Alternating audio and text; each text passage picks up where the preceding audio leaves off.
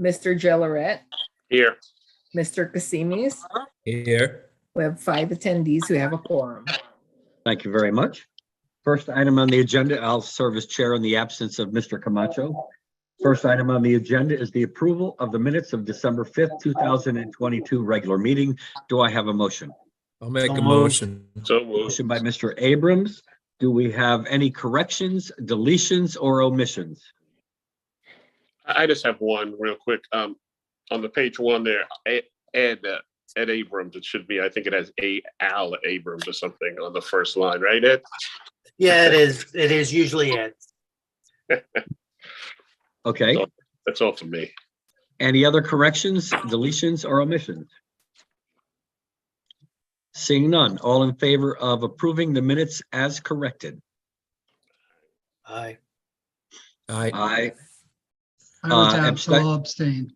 Abstentions for Mr. Frayer. Any objection or any opposition? Okay. Okay, next under special appropriations, I see we have none.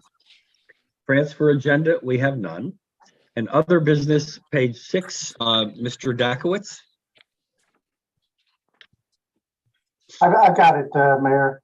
Okay, Mr. Ellis. Yes, number one, the first issue is in the tax collector's office. And Lisa B is here to discuss the request for an extended due date on supplemental vehicle billing. Yeah, Ms. Biazzarelli, Good evening. Can you hear me? we can. Yes, we can. Okay. I wish I could share my screen with you because I had sent prior to the meeting to Attorney Camacho the narrative and the monthly report that covered some of this for the month of December. So I'll give you the good news first and then the bad news. Our collection rate for the month of December is comparable to where it was last year, and clearly wasn't affected at all by the fact that our regular billing went out about 2.5 weeks later than we would have liked. We went through a software upgrade, the collector's office and the assessor's office, in October of 2022. And that upgrade had some issues with it that impacted my ability to get the bills out when I wanted to get them out. Normally, at this time of year, we also bill what is called the motor vehicle supplemental grand list, which is a prorated billing for vehicles that come onto the grand list subsequent to the grand list date of October 1st. So if you register a car, first time registration, not a renewal, but a first time registration on October 2nd, between October 2nd and the 31st of July of the following year, you don't get a bill that July, you get a bill the following December or January from us. And it's prorated for the number of months you were driving that vehicle. And if you took the plate from one car that you used to have and put it on a newer car, you also get a credit for that extra that you pay on the original bill. So it sounds a little bit complicated, but we've been doing it in Connecticut for probably about 30 years. Normally those bills go out at the same time we bill the second installment of everything else that we taxed the first installment in June. We still do not have those motor vehicle supplemental bills on our system. And I made the decision to pull the plug on waiting back around the second week of December when I realized we were getting nowhere. And we made the decision to proceed with the rest of the billing so as not to hold everything else up. So it could be worse. I could be in front of you asking you for a delay on the entire billing, and we're not. We're asking only for an extension on the motor vehicle supplemental, which is approximately 15,000 items, 15,000 bills. I can't even give you a dollar amount for what it is because I don't know yet. I'm working with the Office of the Assessor on this, and there were a number of factors that went into why we're here, but we're here. So according to Connecticut General Statute 12-142, when a municipality is facing a delay in a mailing, we can appeal to the rate maker, which is yourselves, to allow us to offer an extended due date and an extended grace period. So what I am asking for, in light of the fact that it is now January 9th and we're not really where we need to be even now. I'm asking, instead of the due date being January 1st, payable by February 1st, I would like to make the due date March 1st, payable by April 1st. This gives us plenty of time to get this right. We thought originally we would say February into March, but we're already halfway through February and we've got a holiday next week, and I just don't think we can do it. So that's where we're at. And I'm also going to go before the Finance and Claims Committee of the Common Council on Thursday and explain the situation to them. It's going to be, if you approve it, it's going to be an entirely separate mailing. It'll look different than our regular bill, but it will clearly state to the taxpayers that they have until whatever the extension you give us. If you give us April 1st, that's what it will say. And for the next 15 years, we will have an adjustment to our interest on those particular bills. I think you meant we were halfway through January and not February. That's what I meant. I apologize. Yes, thank you, That's, Mayor. that's okay. And I think that the taxpayers would be very happy to be having a little bit of an extended time. Do we have any questions from Ms. Biaggiarelli? Or for Ms. Biaggiarelli? Just one question. Mr. Is the Kasimis. upgrade complete on the software? Let me, The upgrade, well, Henry, did you want to speak? Yeah, I would talk. Yeah, you have to understand, this was not an upgrade just of the software that the tax collector and the tax assessor use. Munis is our ERP system. So people have compared ERP systems to central nervous systems. They run our accounting books. They go through every department. They're used for all of our accounting, all of our budgeting, in addition to tax work. We upgraded because we were on a version and Munis said we're not going to support it anymore. We planned the conversion a year in advance. We had to schedule our time because we're far from the only city using Munis. And we did the upgrade in October. However, the tax module is one that out of 169 towns in Connecticut, we are the only one that uses Munis for the tax module. We have planned to go to a company called QDS, Quality Data Systems, for the tax work, tax collection and tax assessment. And at one point, we thought we could convert to QDS so that the collector and assessor did not have to go to the new system on Munis. We couldn't do that because of delays in the program with QDS conversion. So what we decided to do, we upgraded the whole city in addition to the collector and assessor. And there were problems in other areas such as controller, but very, very minor compared to the problems we had in the assessor and collector areas. In other areas, when we point out a problem, they have dozens, if not hundreds of other clients who would benefit from a change. We're the only ones in Connecticut, so when we point out some problem, it's not always the highest priority. So Lisa's done yeoman work to get out the regular bills by December 31st. We are in the middle of a conversion to QDS, which we expect to complete in March. But the problem with the motor vehicle was twofold. Part of it was the Munis upgrade and part of it was information coming from the state. So I think that's where we are now. The Munis upgrade, we're still working with them to correct whatever open items there are. But anybody who's done an upgrade or put in a computer system knows it's like a house. You get a punch list and you start working down until you're on the smaller items. So we are pretty close, but we're not there yet. And on QDS, just the opposite. We've had 9 months to start working with them. So we're well underway in getting that ready for testing and trial so that we'll have a smooth March installation. So that's the That's the story. Did that answer you, Artie? Yes, thank you. You're welcome. Any I would, fur- I would add Mr. to that, uh, it's not complete yet. There are still very major issues that I'm having and that are impacting my collection. And the environment that we're in right now, as you can see, I can't collect and I can't bill. And it doesn't get any worse than that. Mr. Abrams? Yeah, Lisa, forgive me if I should know this or if it's an irrelevant question. If we push the payment due date to April 1, what do you historically see as late payments? And is there any meaningful impact to the fiscal year budget if we get payments later than the close of the fiscal year?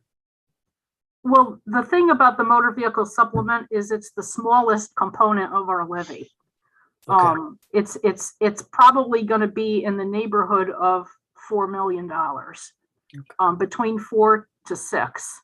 So it's not going to impact this fiscal year very much at all.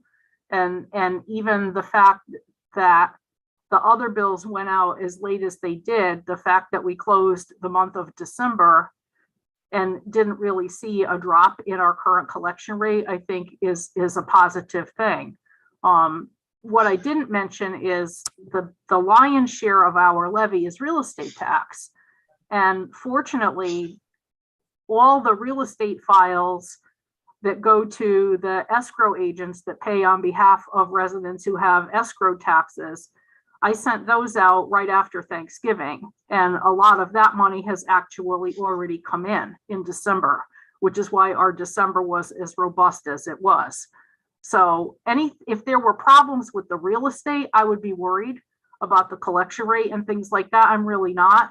I'm more worried about some of our delinquent activity that we haven't really been able to do because we've been tied up dealing with this upgrade. So other work is suffering because we're answering the phone and we're dealing with, where's my bill? When am I going to get my bill? That kind of stuff. And just trying to process these payments. That's what concerns me long-term going forward. But I'll keep you apprised of it. I'll be seeing you later this spring. When we do the budget workshops and things like that, and I'll be talking with you about collection rate then. But I think it's a valid question, but I don't think you really need to worry that much about that. It'll be all right. Okay, thank you very much. You're welcome. I think that speaks volumes about Norwalk taxpayers when they call and ask where their bill is. Just The diligence of wanting to pay their taxes. My neighbor. Thankfully, My neighbor we have a good community. Any my further neighbor- questions, Mr. Gilleret?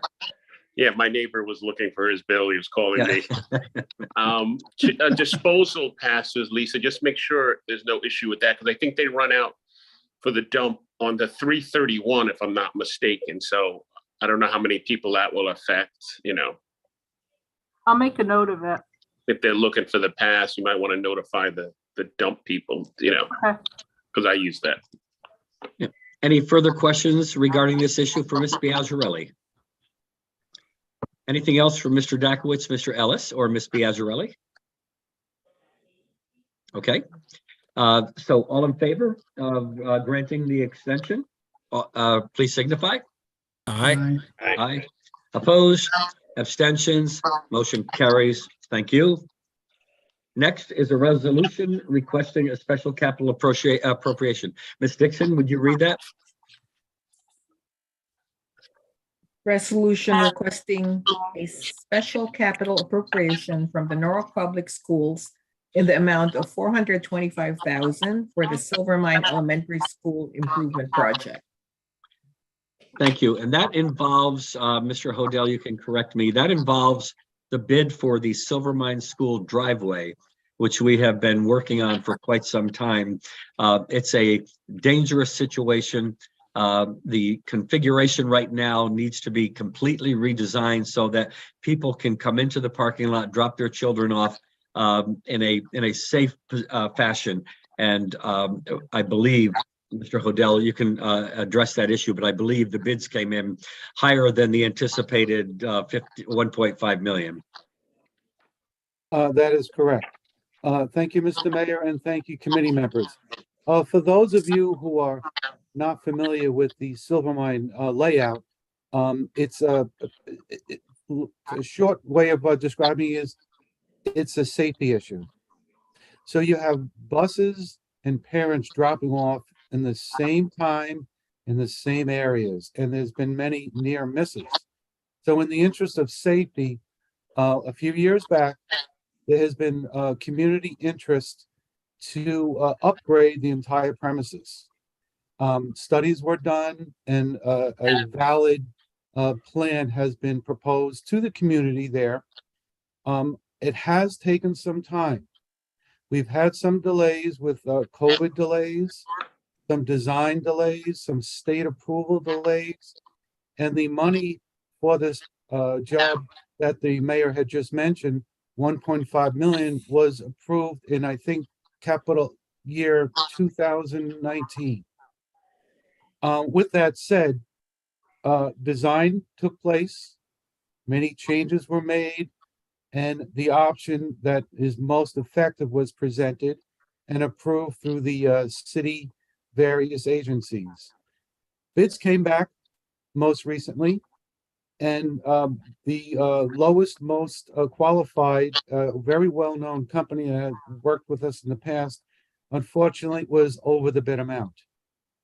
So we have taken a look at that, and we've added in some contingencies, and we are looking for an ask of $425,000. Now, what we have done is we've taken a look at the Norwalk Public Schools' current overall capital appropriations, and we've scrubbed it to repurpose funds. Now, in hindsight, we've made some recommendations by where maybe it was a little too much, in that being, there are 2 line items that we presented, which were referred to district paving, which equates to about half of that requested amount. So in theory, we are really asking for half of that amount, or a little more than half of that amount, to be repurposed within the existing capital funds that have been appropriated to the Board of Ed to make this project happen. I don't think we can go another year without doing this project. We have everything lined up where there will be no activity in the school this summer. Everybody, any programs that might have taken place there have been programmed to another site. So we are anxiously waiting to do this project this summer with the very qualified company called B&W Landscaping that have done great work in the past.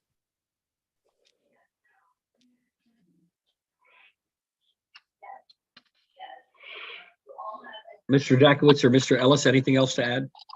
I have a question, Bill. So the bid came in above your authorized and approved amount, correct? Yes, How much above the authorized amount did it come in? it came in at about 244,000 over. 244,000 over, but you're asking for 425. Wasn't there a contingency already built in when you had There your is authorization? a contingency built in, but we had to add more for it because of costing for additional items and items that might come up, such as on the premise there is a septic system. While it's not part of the project, it traverses through, and there could be some unanticipated work done in that aspect. So to answer your question, yes, there has been, although we needed to increase that. So, okay, that's the cost side. On the funding side, I was under the impression there were going to be closed out projects or whatever that paid for this fully. Is that not the case? Closeout project well, what we are doing is we're repurposing funds within the capital, if I Right, but you're understand you correctly. repurposing $425,000 from other approved projects, correct? Yes, Okay, thank you.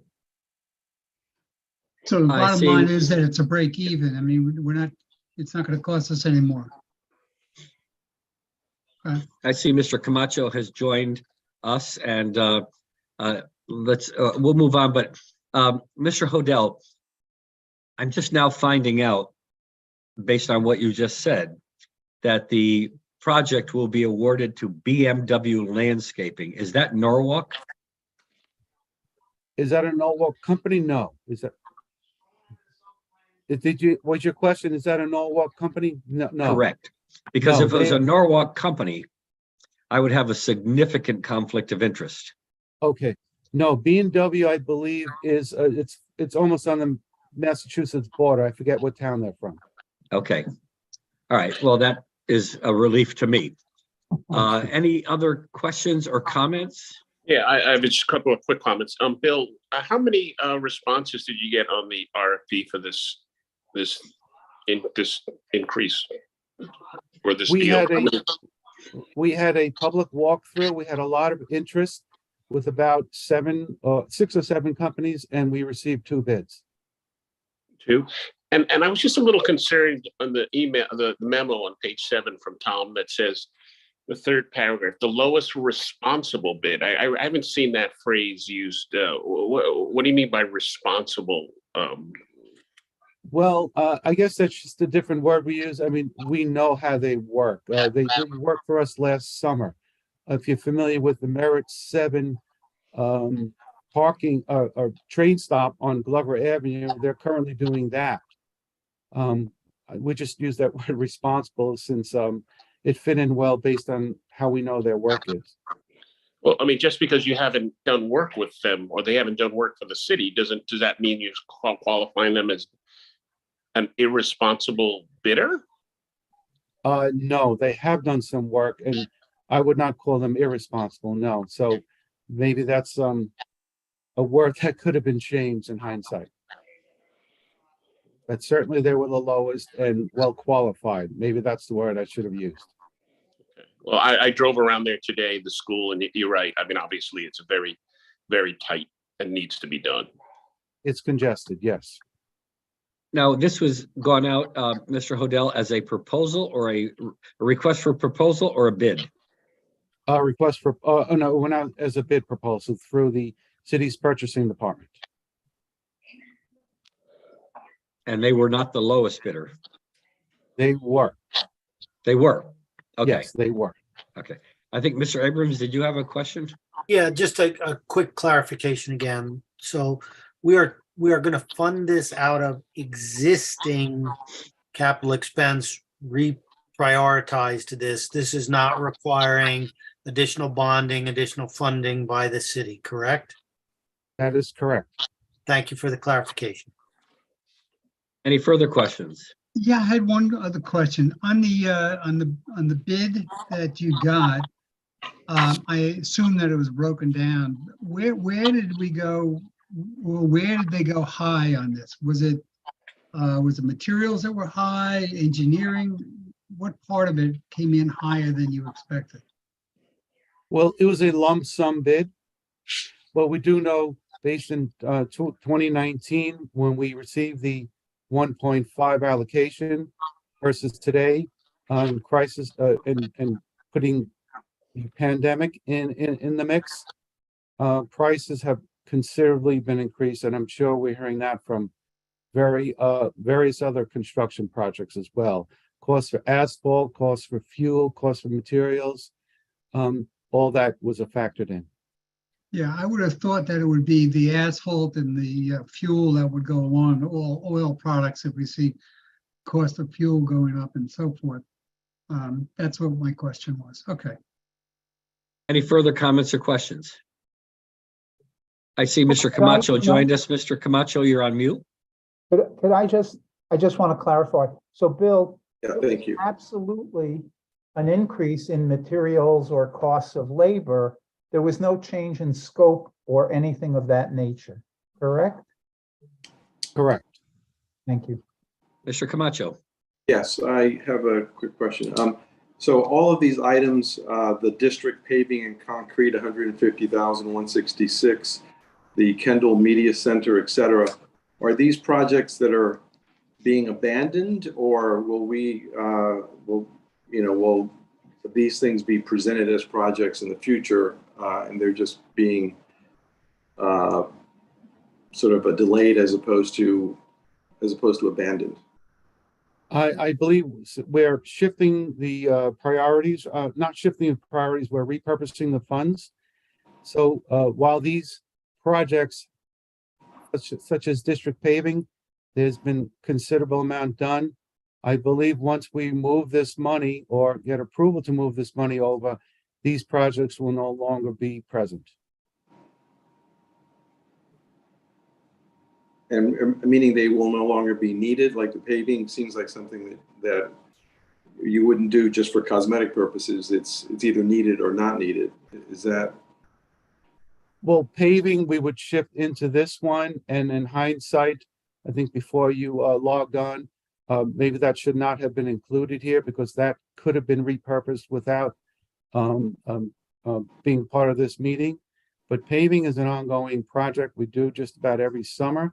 Those funds were getting low. We do plan on continuing that program in other schools, but here that's almost half of the ask. I guess what Ed might be getting at here is, are we going to see 425,000 additional requests in the budget for this coming year over and above what we think we're going to get? I don't know if I understand the question. If it's obviously there's going to be a capital request, but it will not be, these projects would not be part of that capital request. Okay, so basically you're saying that we're not going to see these again. No, you might see paving because Okay, that's an paving I can ongoing understand. project. It's- Yes, but not these. Paving's got fungible type thing, so it's going to go here, there, it's wherever. But some of these other things, facilities master plan or the energy conservation program, that's going to be gone. Correct. Okay. Curriculum, textbooks and materials. I don't have all that information, but I would suspect that if not next year, sometime in the future, that might come back. That's always a constant. Yeah, that's $4,000, $5,000. That's Right. not a big deal, but okay. Any further comments? Questions? Okay, all in favor of the resolution, please signify by saying aye or raise your hand. All right. Opposed? Abstentions? Motion carries. Now, the only other items on the agenda are the informational items regarding Oak Hills and the audit and year-to-date capital budget report. Do we have any comments or questions about that? Is anyone from Oak Hills on? I don't know. No, nobody from Oak Hills is on that I can see. Yeah, I actually received a text from Joe Androsco, who said it looks like you won't be on the BET meeting tonight. One of the members is in Florida, and he was at physical therapy. Joe was in physical therapy when he sent this text to me, and he also indicated that he's not getting the invites in any of that. But for those reasons, no one from Oak Hills will be on the meeting tonight. And I could just ask Tom if he could just follow up with them regarding the restaurant, what the update there is, whether they've been making their payments as we talked about the last couple of months. Okay. Okay, there's no other business to come before the committee. However, I would ask Mr. Camacho for an update.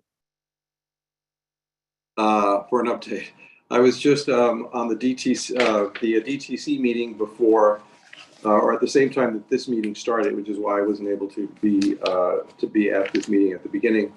But at that meeting, I was just elected to fill the seat left vacant by Dominique Johnson, who was recently elected to the State House, and so I guess effective, I'm not sure when, but I will become a member of the DTC at large. I'm sorry, of the Common Council at large, and I will, in all likelihood, be handing in my resignation because I don't believe that I can serve on the BET and be a member of the Common Council at the same time. So That's correct. Well, first, congratulations. I expect you will Congratulations, Ed. be. Good luck. I expect you will be at the Common Council meeting tomorrow evening as I guess a member. so. We can administer the oath of office at that time, at the Okay. beginning, or you can come by the office tomorrow. But Okay. I'm sure that, as including me and others, would want to thank you for your leadership. Thank you for your participation in the BET. You've been a champion for the city budget, and asking all appropriate questions and making sure that we safeguard the funds that our taxpayers contribute to the operations of our city. I don't know if anybody else would like to make a comment as well. I would like to say that it's been an absolute pleasure working with you, Ed. We joined at the same time. And it's been a pleasure working for now going into the 5th year for me. And good luck over there on the Common Council. A few more meetings and Yeah, congratulations. I appreciate it. Thank you. I think, Thank you all. I think you've done a great job, Ed. It's like herding cats sometimes, but I think you have done a phenomenal job. And I thanks a lot for your leadership and cutting through some of the. It didn't take 15 cloud. rounds. Did it take 15 votes, Ed? How many votes was it? No, it took actually just one vote because Wow. there were no other nominations. So actually just one ballot. But I want to thank you all for you guys have been wonderful to work with. Henry and Tom and Lisa and the rest of the members of the BET. I want to thank you all for really. It's been more of an education than anything, and I'm happy to have done our part and to help the BET do its part. And so I want to thank you for that experience. Your It's our leadership pleasure. will be missed. Yeah, you'll be missed here at the BET, but we look forward to working with you on the council. I appreciate it. Thank you. It's right. been great working with you, Ed. Thank you. Mr. Abrams, I think you were starting to say something. I was simply going to say that Ed's leadership will be missed. I've learned a ton from him in my couple years on the board, and I'm going to miss that. But congratulations. It's a great opportunity, and it's something that, is to the advantage of the city. And as a citizen, I'm thrilled with it. I appreciate that. I hope to measure up somehow. I think you will. Any Just real further? quick, Mr. Kissimis. I just want to say the same thing. Thank you, Ed. Being on the board of Ed for many years, you know how to run a meeting very smoothly and not into the wee hours of midnight. So thanks for getting things done quickly and keeping things not political. You always had the best of the city at heart. So thank you for that. I appreciate that, Arnie. It's been wonderful working with you. Any further comments or questions, or I'm ready for a motion to adjourn? So moved. Mr. Frere, a motion to adjourn. All in favor? Aye. Aye. The time is 7:06 and this is adjourned. And thank you again, Mr. Camacho, for logging into your last meeting. I appreciate it. Thank you. Thank you, everyone. Congratulations again, Ed. Thanks, Ed. All right. Thanks a lot, Take it guys. easy, guys. Yeah.